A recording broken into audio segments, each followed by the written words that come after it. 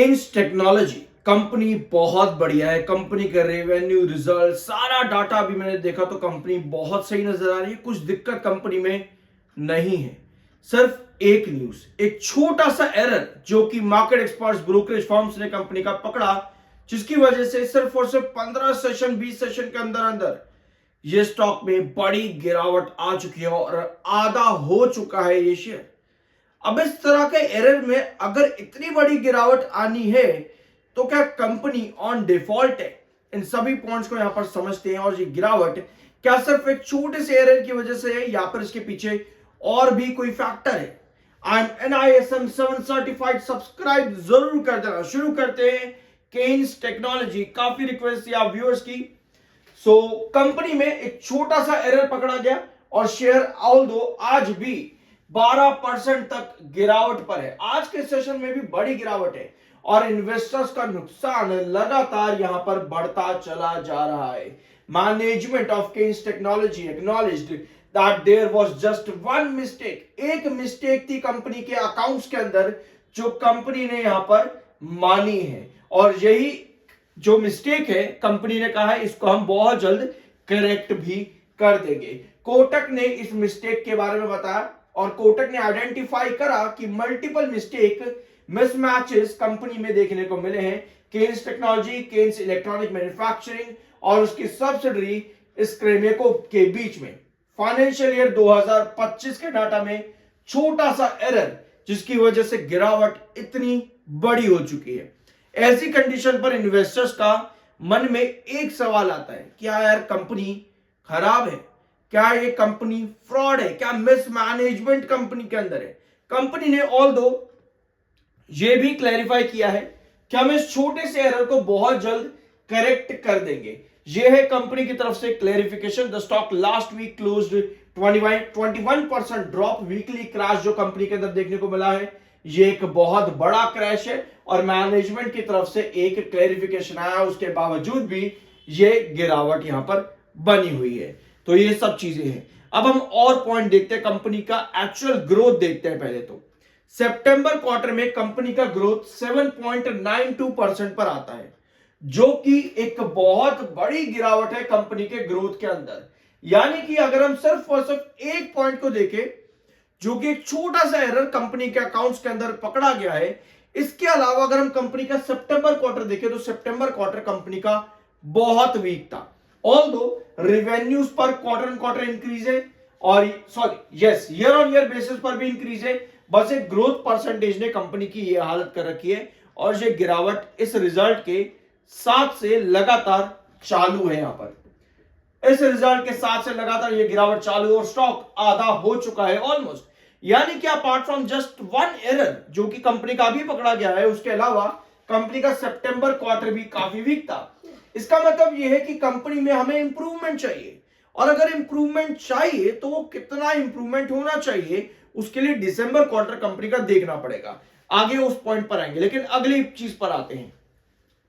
Company का EPS भी इसी के साथ गिरा है। अब ठीक है, कंपनी का ग्रोथ परसेंटेज कम हुआ, कंपनी का ईपीएस भी गिरा, और कंपनी का ईपीएस अगर इसके पहले आप देखोगे लगातार एक अच्छी ग्रोथ पर था। कंपनी का ईपीएस क्वार्टर ऑन क्वार्टर 0.10% तक, 0.10 नहीं, 0.53% कंपनी का जो ग्रोथ है ईपीएस है वो ड्रॉप हुआ। इसका मतलब ये है कि कंपनी का पीई और पीबी अभी भी काफी ज्यादा है। यानी कि प्राइस टू बुक रेशियो और पीई रेशियो कंपनी का अभी भी हाई है। ऑल्दो अभी प्राइस टू बुक रेशियो लगभग 10 पॉइंट्स पर है और 10 पॉइंट्स पर पहले भी कंपनी ने एक बड़ी तेजी दिखाई है। लेकिन अगर हम पिछले 5 सालों का डाटा देखें तो कंपनी का जो बेस्ट पीबी यानी कि प्राइस टू बुक रेशियो होता है वो लगभग 6 पॉइंट के पास देखने को मिल रहा है। ठीक है, लगभग 6 पॉइंट्स पर जब भी इसका प्राइस टू बुक रेशियो आया है कंपनी का, तब स्टॉक ने एक बड़ी रिकवरी दी है, एक बड़ी रैली दी है। इसका मतलब यह है कि 10 के पीबी पर यानी कि 10 के प्राइस टू बुक रेशियो पर अभी भी ये स्टॉक महंगा है अपने ईपीएस के अकॉर्डिंग। यानी कि ये गिरावट क्या और लंबी देखने को मिल सकती है। चलो ठीक है, अगर मान लिया ग्रोथ कंपनी का कम है, ईपीएस कम है, पीबी ज्यादा है और पीई भी ज्यादा है, इसका मतलब ये मानते हैं कि स्टॉक ओवर वैल्यूड है। तो हम आते हैं अपने अगले पॉइंट पर।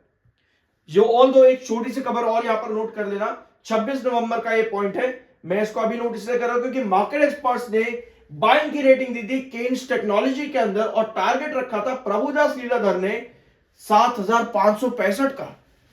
इन्वेस्टर को बदले में क्या मिला? आधा रेट, भैया आधा रेट, लिटरली आधा रेट इन्वेस्टर को बदले में मिला है। ऑल्दो एमएफआई एंड आरएसआई दोनों आपके बुलिश है और इस तरह के एमएफआई एंड आरएसआई पर यूजुअली आपको बहुत बढ़िया बुल रन मिलता है।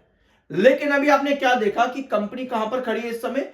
कंपनी एक ग्रोथ पीबी के पास खड़ी है जहां से पहले भी एक बड़ी तेजी देखने को मिली है, 10 पॉइंटर्स पर पहले भी तेजी। तो क्या यहां पर एक छोटा सा स्टेबिलिटी शेयर दिखा सकता है? आज के दिन मैंने आप लोगों के साथ वारी एनर्जीज का वीडियो डिस्कस करा है, कल भी किया था, जरूर देखना उसका चार्ट, आपको बहुत कुछ सीखने को मिलेगा। क्योंकि जब भी आपके पास बड़ी बड़ी रेड कैंडल फॉर्म होती है उसके पैरेलल में एक बड़ी ग्रीन कैंडल बननी बहुत जरूरी है। अदरवाइज छोटी रेड, छोटी ग्रीन या रेड कैंडल में जहां पर ऊपर की टेल लंबी हो, जो सेल को इंडिकेट करे, आपकी गिरावट बड़ी हो जाती है। अभी इस पॉइंट को समझेंगे, लेकिन यहां पर आओ, यानी कि कमिंग सेशन में, यानी कल या परसों के अंदर हमें एक छोटी रिकवरी देखने को मिल सकती है, स्टेबिलिटी बनाता देखने को मिल सकता है। बट जरूरत हमको अब अगले क्वार्टर से है। अब जो हो चुका है वो हो चुका है। इसका मतलब यह है कि कंपनी का अगर हम प्रेजेंट सिचुएशन देखें और सिर्फ आरएसआई एमएफआई के अलावा हम एमएससीआई सिग्नल भी देखें जो कि बहुत नेगेटिव में है, जो कि और बेयरिश ट्रेंड इंडिकेट करता है, यानी कि और गिरावट आने के चांसेस हैं। इसका मतलब यह है कि इसका जो appropriate price to book ratio है वो 10 पॉइंटर पर नहीं है, वो 6 पॉइंटर पर है। यानी कि अगर आरएसआई एमएफआई के बेस पर छोटी सी रिकवरी यहां पर बनती भी है तो उसका सस्टेन करना मुश्किल है। इसका मतलब यह है कि और गिरावट आनी देखने को मिल सकती है। अब इसके लिए हमें आना पड़ेगा इसके चार्ट पैटर्न पर। ठीक है, ये है चार्ट और ये पहले भी एक बेस लाइन रही है आपकी।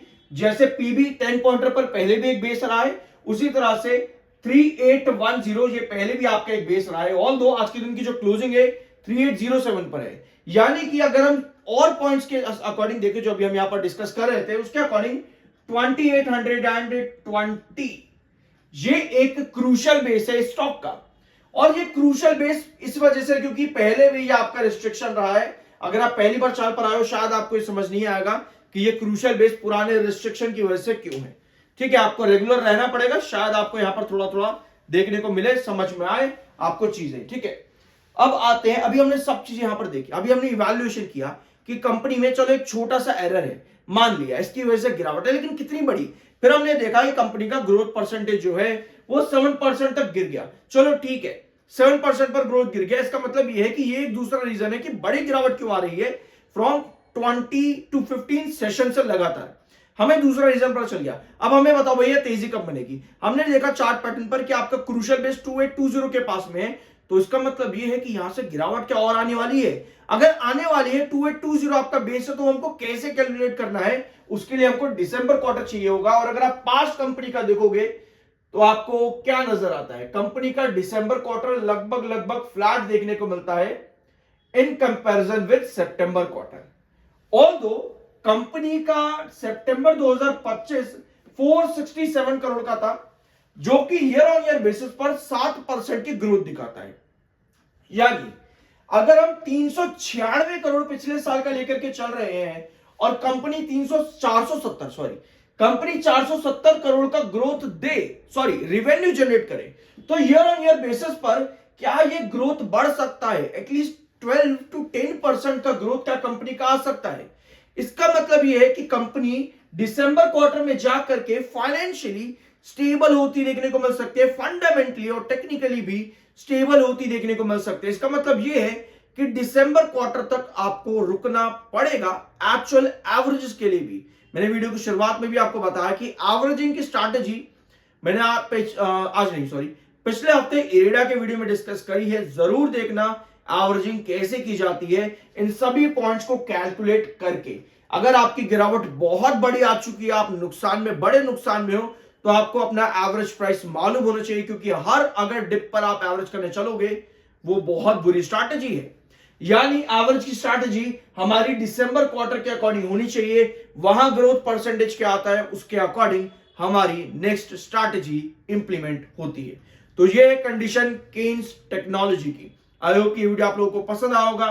बॉस की कोई रिकमेंडेशन नहीं है, वो आपका अपना ओपिनियन और मर्जी होनी चाहिए। मिलता अगले वीडियो में।